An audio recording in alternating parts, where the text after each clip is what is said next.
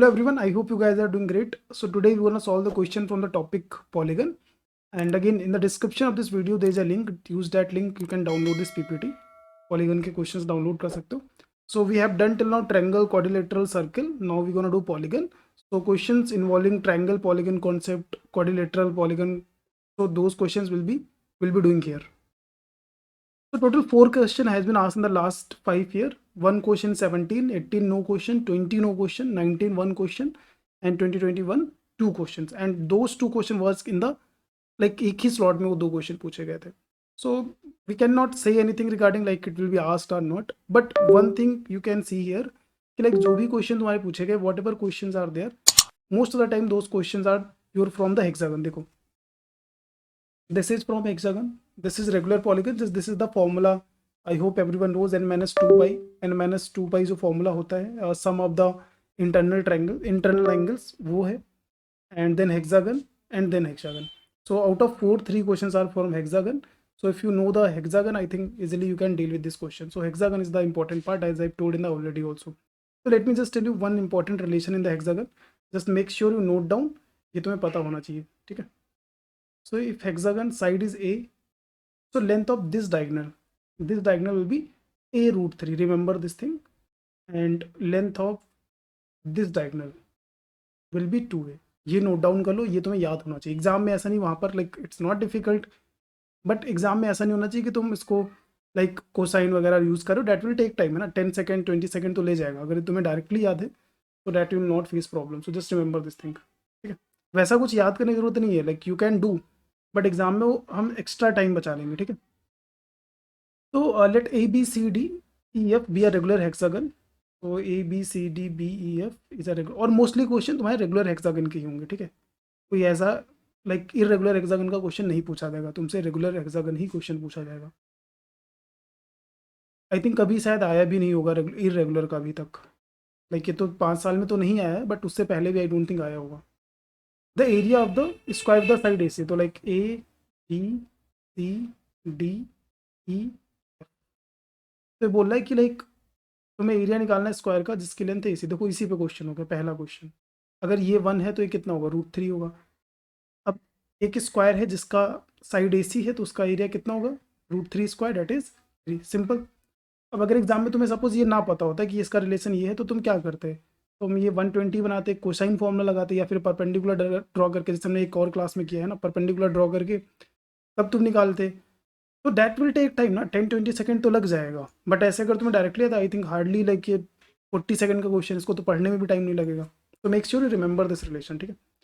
Late A B, तो एक important concept ये हो गया याद करने को जो मैंने बताया. दूसरा ये फॉर्मूला मैं बता रहा हूँ, sum of internal angles of a polygon n minus 2 pi होता है, ठीक है. ये याद कर लो. ये 2 चीज़ें तुम्हें पता हो तो आई थिंक पॉलीगन के कोई भी क्वेश्चन तुम्हें रेयरली प्रॉब्लम करेंगे, ठीक है. या फिर देखो, या फिर क्वेश्चन ऐसा आएगा जैसे हेक्सागन से आएगा, या फिर क्वेश्चन तुम्हारा एंगल से रिलेटेड और साइड से रिलेटेड आएगा. तो this type of question will be there. Let A and B two regular polygons having A and B side, ठीक है. 2 पॉलीगन है जिनका साइड ए और बी है, नंबर ऑफ साइड्स ना, हैविंग ए साइड्स है ना, number of sides, B equal to 2 है, ठीक है. Each interior angle of B, interior angle of A क्या होगा, ए माइनस 2 पाई अपॉन ए, और इंटीरियर एंगल ऑफ बी क्या होगा, B minus 2 pi upon B, है ना. इस सिंगल एंगल की बात हो रही है. Each angle of B is, ये बी है, बी इज 3/2 ऑफ ए, ठीक है. यही रिलेशन है. अब बी का दिया हुआ, बी का वैल्यू 2a पुट कर दो, बी का वैल्यू यहाँ पर 2a पुट कर दो, तो ए में इक्वेशन वैल्यू निकल आएगी ए बी की. और पूछ क्या रहा है अभी देखते हैं, a प्लस बी शायद पूछ रहा है, 2a. तो ये 2a कैंसिल हो गया, 2a कैंसिल हो गया ना यहाँ से. अब यहाँ पर पाई पाई कैंसिल हो गया, so 3a minus 6 equals to 2a minus 2, a equals to 6 minus 2 that is 4. A की वैल्यू अगर 4 आ गई तो बी की वैल्यू 8 है, ए की वैल्यू 4 है, बी की वैल्यू 8 है, 12 आंसर हो जाएगा. इंटीरियर एंगल है देन इंटीरियर एंगल, अच्छा सॉरी ये नहीं पूछ रहे, कुछ और पूछ रहा है. Each interior angle in the degrees, तो तुम्हें जो पॉलीगन बनेगा जिसका साइड 12 है उसके इंटीरियर एंगल निकालना है. You have to find the interior angle. तो क्या होगा formula, n minus 2 pi, again n minus 2 pi upon n, तो दैट इज 10 पाई. तो pi is your 180, So that is 12, 15 या 180, 150 is the answer. Fine. Easy question. If the area of regular polygon, regular hexagon is equal to the area of equilateral. Area of a regular hexagon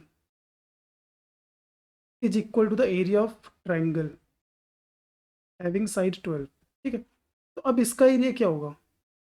पूछा क्या, the length of each side of hexagon की side का length पूछा है। अगर इसकी side ए है तो इस हेक्सागन का एरिया कितना होगा? √3/4 ए स्क्वायर इंटू 6, है ना? इसमें 6 इक्विलेटरल ट्रायंगल बनेंगे साइड ए के, and that is equal to the area of √3/4 A square, that is 12 square, that is this.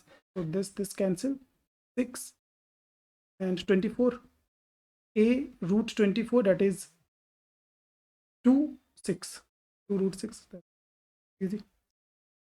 Suppose the length of each side of a regular hexagon is 2. Regular hexagon A B C D E F, A B D F, and it's 2, side 2 है. T is the midpoint of D. T is the midpoint of CD. T is the midpoint of CD. ठीक है. Then the length of AT. AT का length पूछ रहा है. Okay, तो AT का length, अगर देखो ये इसको ज्वाइन करें हम, अगर इसको ज्वाइन करते, डायग्राम मैंने बहुत ही गलत बनाया, कोई नहीं. अगर ये इसको ज्वाइन करोगे और फिर इसको ज्वाइन कर दो, तो तुम्हारा आइसोसेलेस ट्रायंगल होगा क्या?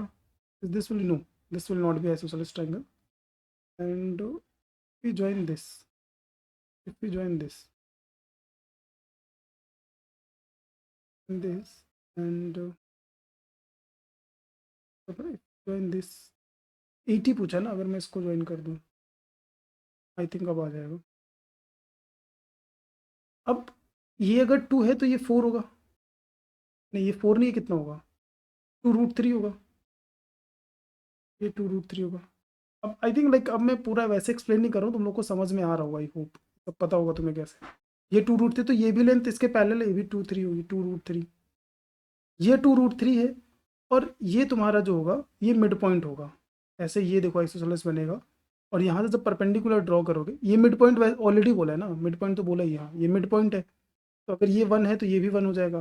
1 और √3 हो, तुम्हें 80 निकालना है, तो just apply the Pythagoras, 80 square equal to 1 square plus 2√3. अभी मैं फिर से डायग्राम एक्सप्लेन कर देता हूँ. 1 + 4 12 + 13, 80 equal to √13 is the answer. ठीक है, एक बार मैं फिर से डायग्राम तुम्हें क्लियर बना के दिखा देता हूँ, तो देखो क्या है.